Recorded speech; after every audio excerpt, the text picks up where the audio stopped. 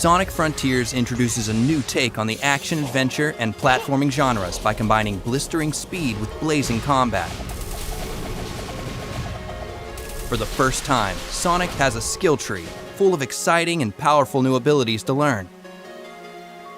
To unlock new skills, you'll need to collect enough skill pieces from fallen enemies and breakable items around the islands. Sonic also has his standard moveset, including a homing attack, drop dash, and stomp at the beginning of the game.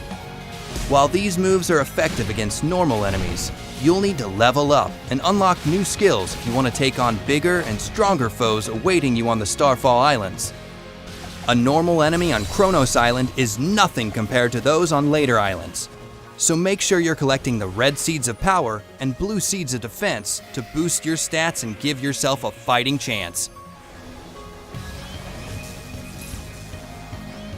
As the game progresses and Sonic levels up, so do your enemies.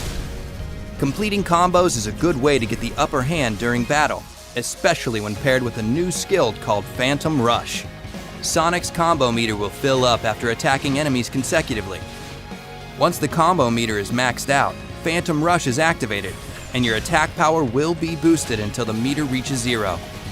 To deal massive amounts of damage in a short burst, use Sonic Boom, a long-range, high-speed kick that unleashes shockwaves at the enemy.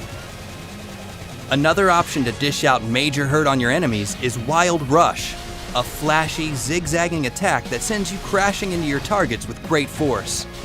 It's a fast and stylish way to hit your enemies hard while avoiding incoming fire.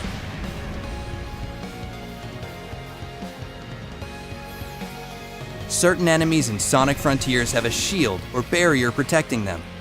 Break their shield with Psyloop and then deal as much damage as you can before it goes back up.